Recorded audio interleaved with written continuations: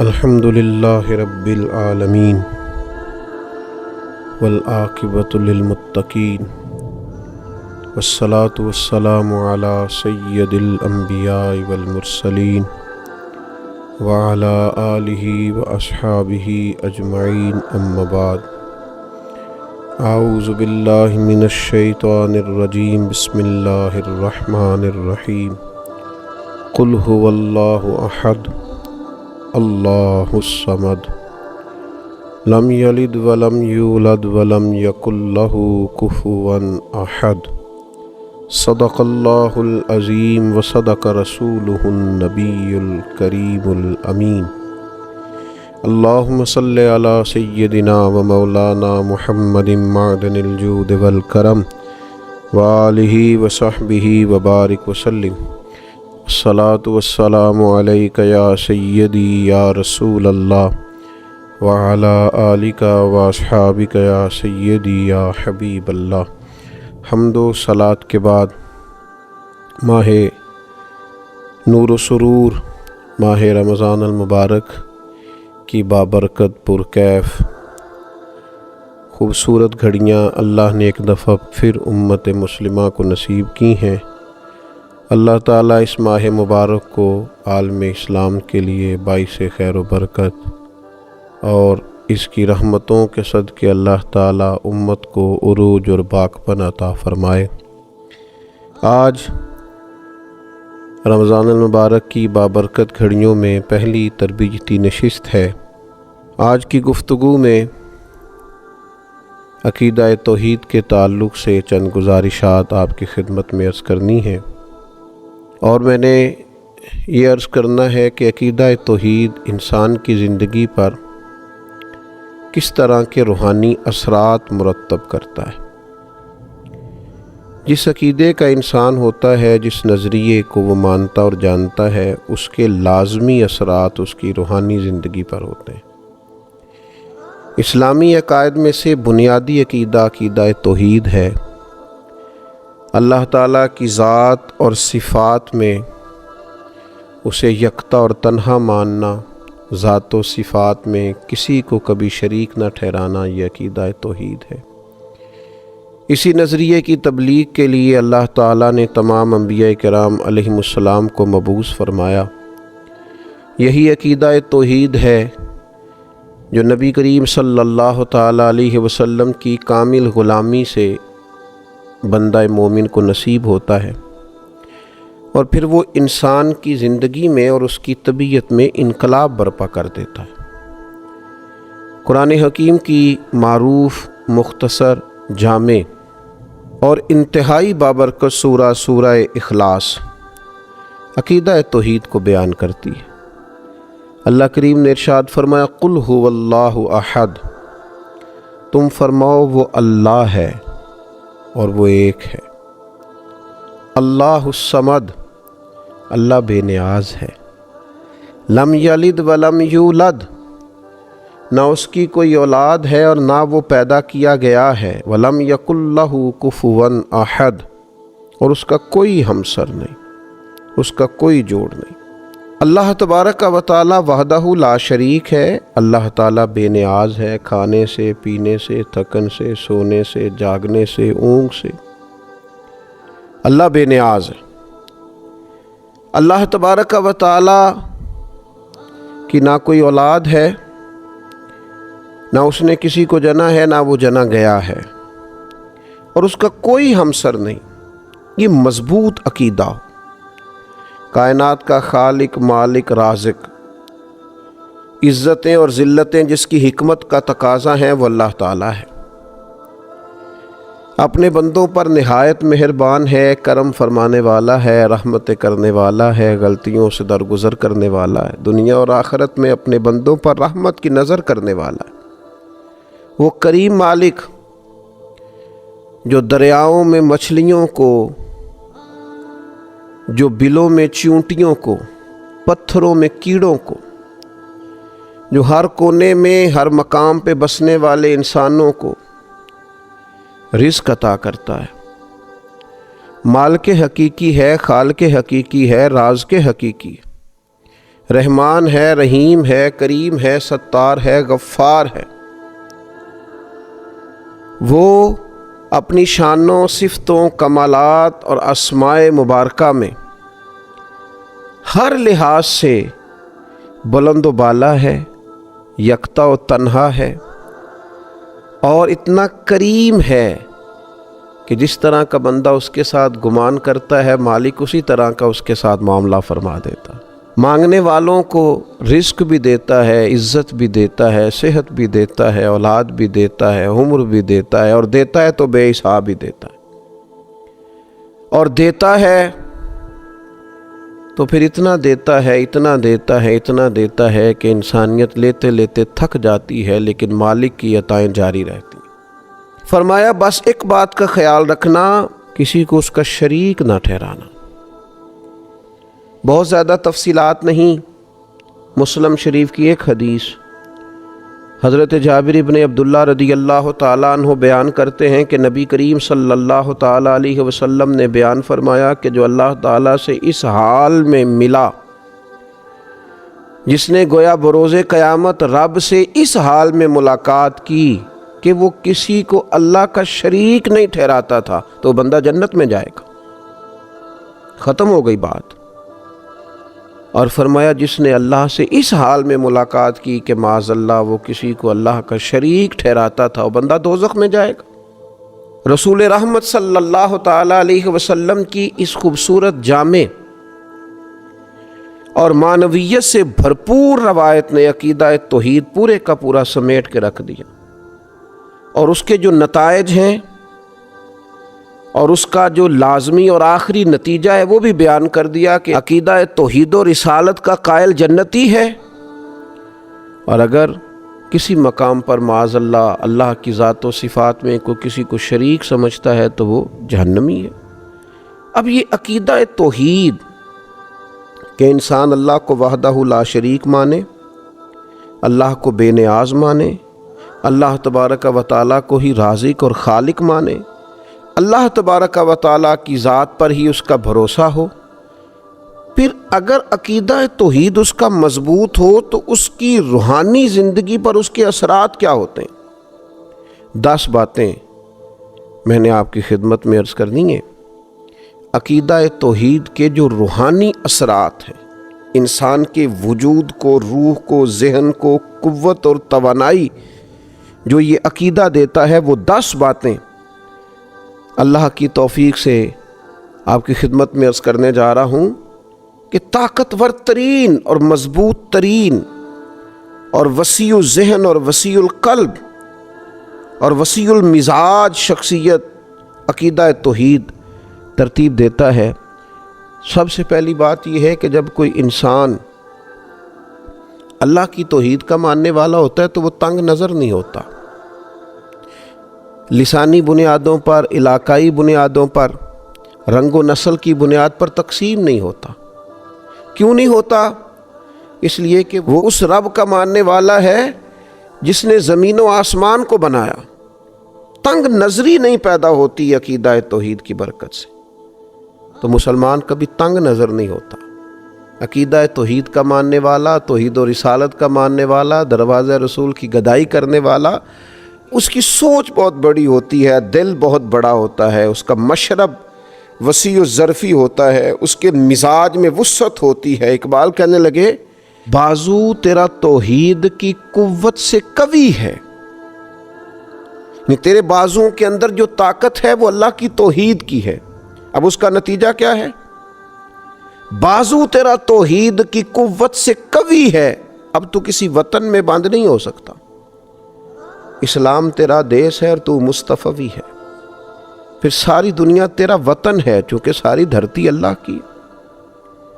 رسول پاک صلی اللہ تعالیٰ علیہ وسلم کا تو غلام ہے، تو مصطفی ہے، لہذا مسلمان عقیدہ توحید والا کبھی تنگ نظر نہیں ہوتا۔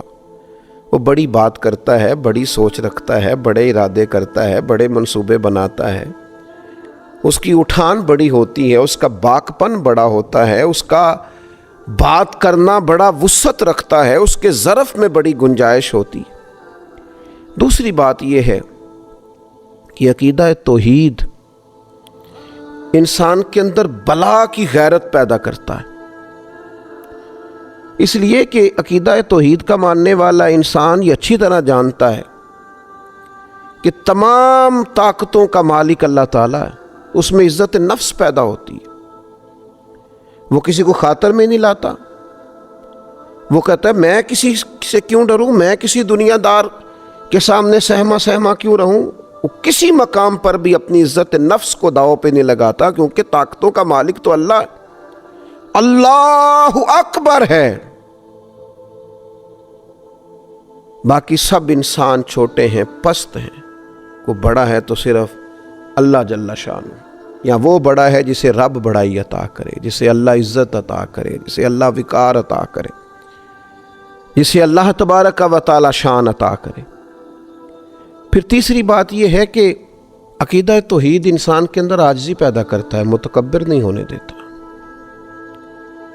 کیونکہ اس کا خیال ہوتا ہے انسان کا کہ میرے پاس جو کچھ بھی ہے میرے رب کا ہے، ذاتی تو ہے ہی نہیں، کسی غرور کا شکار نہیں ہوتا، اس کے پاس تو نعمتیں بڑھتی جاتی ہیں تو پیشانی اس کی رب کے حضور جھکتی جاتی ہے، اللہ تعالیٰ اس کو عطا کرتا جاتا ہے تو جیسے جیسے درخت کو پھل لگتا جاتا ہے ٹہنیاں جھکتی جاتی ہیں، اس کی عاجزی میں اضافہ ہوتا جاتا ہے، اور رسول کریم صلی اللہ تعالیٰ علیہ وسلم نے فرمایا جو اللہ کی رضا کے لیے عاجزی کرے اللہ اسے عزت عطا فرماتا ہے۔ عقیدہ توحید انسان کے اندر عجز پیدا کرتا ہے، اس کے مزاج میں جھکاؤ پیدا کرتا ہے، انانیت، تکبر، ان بیماریوں سے اسے نکال دیتا ہے۔ چوتھی بات یہ ہے کہ عقیدہ توحید رکھنے والا انسان وہ جانتا ہے، وہ اس بات کو سمجھتا ہے، اس کا ذہن بن جاتا ہے کہ مجھے کبھی بھی عقیدہ توحید کا رکھنے والا انسان کبھی بھی ناانصاف نہیں ہوتا،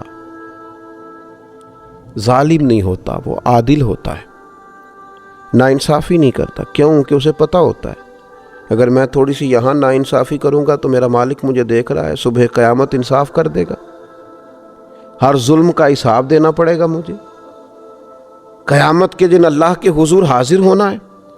لہذا عقیدہ توحید انسان کو منصف مزاج بنا دیتا ہے۔ اللہ رسول کے ماننے والے کبھی بھی ظالم نہیں ہوتے، ناانصافیاں نہیں کرتے۔ پھر پانچویں بات یہ ہے کہ عقیدہ توحید کا ماننے والا شخص جو ہوتا ہے نا، کبھی مایوس نہیں ہوتا، اس کا دل نہیں کبھی ٹوٹتا، اس کے مزاج کے اندر کبھی کمزوری واقعہ نہیں ہوتی، اس لیے کہ وہ اس رب کا ماننے والا ہے جس نے کہا ہے لا تقنطوا من رحمت اللہ ان اللہ یغفر الذنوب جمیعا۔ تم نے کبھی اللہ کی رحمت سے نا امید نہیں ہونا، اللہ سارے گناہ معاف فرما دے گا۔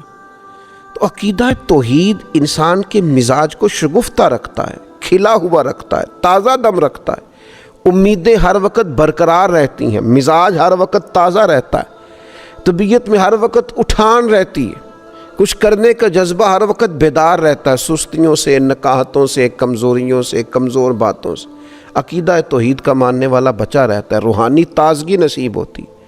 چھٹی بات، عقیدہ توحید رکھنے والے آدمی کے اندر عزم بہت ہوتا ہے، حوصلہ بہت ہوتا ہے۔ کیوں؟ اس لیے کہ عقیدہ توحید رکھنے والا آدمی جو کام بھی کرتا ہے رب کی رضا کے لیے کرتا ہے۔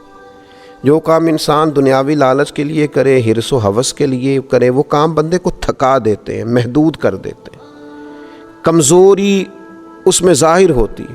لیکن جب بندہ رضا الہی کے لیے نکلتا ہے، پھر عزم ہے، حوصلہ ہے، پھر تو انسان جان بھی خوشی خوشی دے دیتا ہے، پھر تو سر کٹانے میں بھی لطف آتا ہے۔ وہ کسی نے کہا تھا کہ غلامان محمد جان دینے سے نہیں ڈرتے، یہ سر کٹ جائے یا رہ جائے کچھ پرواہ نہیں کرتے۔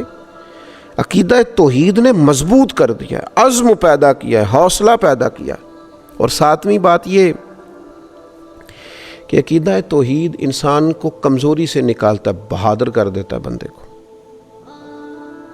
اس لیے کہ وہ زبردست طاقت والے رب کا ماننے والا ہے، وہ اللہ جل جلالہ کا ماننے والا ہے، وہ اللہ جل شانہ کا ماننے والا ہے، اللہ اکبر کا ماننے والا ہے۔ لہذا اس کے اندر بہادری ہوتی ہے، وہ بزدل نہیں ہوتا، وہ کمزور بات نہیں کرتا، اس کے لہجے کا دبدبا بتاتا ہے کہ اس کے پیچھے جو طاقتیں ہیں وہ عظیم ہیں، کسی عظیم کو ماننے والا، اللہ رسول کی مدد اور نصرت کا دامن اس نے تھاما ہوا ہے، اور یہ جدھر جاتا ہے اللہ تعالیٰ اس کی مدد فرماتا ہے۔ اور پھر 8ویں بات یہ ہے، عقیدہ توحید انسان کے اندر بے نیازی پیدا کرتا ہے، قناعت پیدا کرتا ہے۔ انسان سمجھتا ہے کہ عزت ہو، حکومت ہو، رزق ہو، یہ تو اللہ کے ہاتھ میں ہے، لہذا وہ بندوں کی، دنیا داروں کی، مالداروں کی، صاحب اقتدار لوگوں کی اتنی پرواہ نہیں کرتا، اسی کسی دے کچھ نہیں لگتے، نہ کوئی ساڈا دردی۔ وہ کہتا ہے سب تو اللہ نے دینا ہے، میں رب رسول کی بارگاہ کی طرف رجوع رکھوں گا، میں ادھر ادھر دنیا داروں کے دروازے پہ شان بے نیازی۔ اس لیے آپ کبھی دیکھیں اللہ کے بندوں کو، حضرت ابو عبیدہ بن جراح، جناب ابو ذر غفاری، سیدنا فاروق اعظم، حضرت مولا علی شیر خدا علیہم رضوان، کبھی ان کو دیکھیں، لباس سادہ، انداز سادہ، لیکن کیا شان ہے، کیا انداز ہے، اللہ تیرے بندوں کی کیا عظمت ہے۔ جہاں بیٹھتے ہیں رونقیں نرالی ہیں، جو ارادے کرتے ہیں ان ارادوں میں طاقتیں خدائی ہیں، بے نیازی ہے، بے پرواہ ہیں دنیا سے، اپنے رستوں کا تعین خود کرتے ہیں، ہواؤں کے رخ پھیر دیتے ہیں۔ عقیدہ توحید نے بے نیاز کر دیا ہے۔ اقبال کہنے لگے دو عالم سے کرتی ہے بیگانہ دل کو، عجب چیز ہے لذت آشنائی۔ جب سے مالک تیرے ساتھ آشنا ہوئے ہم تو دنیا سے بے نیاز ہو گئے، بیگانہ ہو گئے۔ اور پھر 9ویں بات یہ ہے کہ عقیدہ توحید کا ماننے والا قانون کا پابند ہوتا ہے، اس لیے کہ اسے پتہ ہوتا ہے میرا اللہ ہر حال میں مجھے دیکھ رہا ہے، اسے پتہ ہوتا ہے اللہ ظاہر کو بھی دیکھتا ہے، باطن کو بھی دیکھتا ہے۔ لکھا ہوتا ہے نا کیمرے کی آنکھ آپ کو دیکھ رہی ہے، محتاط رہنا، تو جسے یہ یقین کامل ہو میرا رب مجھے دیکھ رہا ہے، کسی قانون کی خلاف ورزی نہیں کرتا، اپنی حرکات کو، سکنات کو، صبحوں کو، شاموں کو، جلوتوں کو، خلوتوں کو اللہ رسول کے قانون کا پابند رکھتا ہے، کیونکہ عقیدہ توحید کا ماننے والا ہے۔ اور 10ویں بات یہ کہ عقیدہ توحید انسان کے اندر قوت اور مساوات کو پیدا کرتا ہے۔ انسان سمجھتا ہے یہ ساری مخلوق اللہ کی پیدا کرتا ہے، وہ کسی کو حقیر نہیں جانتا، لوگوں سے پیار کرتا ہے، رب کی مخلوق اسے اچھی لگتی۔ الخلق و یال اللہ، حضور نے فرمایا مخلوق اللہ کا کنبہ ہے۔ جب وہ عقیدہ توحید کا قائل ہوتا ہے پھر اللہ کی مخلوق سے پیار کرتا ہے، پھر مساوات کرتا ہے، پھر انسانوں کو حقیر نہیں جانتا، پھر وہ اللہ کے بندوں کو، مسلمانوں کو، رسول کریم کے غلاموں کو غلامی کی نسبت سے ساتھ بٹھا کر فخر محسوس کرتا ہے۔ کسی بھی مسلمان صحیح العقیدہ کو پاس بٹھا کے اسے گھٹن محسوس نہیں ہوتی۔ یہ 10 باتیں ایسی ہیں جو روح کو تازہ کر دیں، جو طبیعت میں ایک نورانیت پیدا کر دیں، جو مزاج کو شگفتہ کر دیں۔ یہ کب نصیب ہوتی ہیں؟ جب عقیدہ توحید ملتا ہے۔ 10 باتیں عرض کی ہیں، اللہ تعالیٰ مسلمانوں میں یہ پیدا کر دے، ہمارے دلوں کو ٹھنڈا کر دے۔ اور آپ یقین کریں اگر یہ 10 باتیں پیدا ہو جائیں تو انزائٹی بھی گئی، ڈپریشن بھی گیا، ٹینشن بھی گئی، اور یہ جو کہا جاتا ہے کہ فلاں میری بات نہیں سن رہا، فلاں میرا خیال نہیں رکھتا، ان ساری باتوں سے انسان گیا۔ جس کے پیچھے رب رسول ہوں اسے کسی اور کی حاجت رہ ہی نہیں جاتی۔ اللہ تبارک و تعالی عقیدہ توحید و رسالت کی مضبوطی عطا کرے۔ وما علینا الا البلاغ المبین۔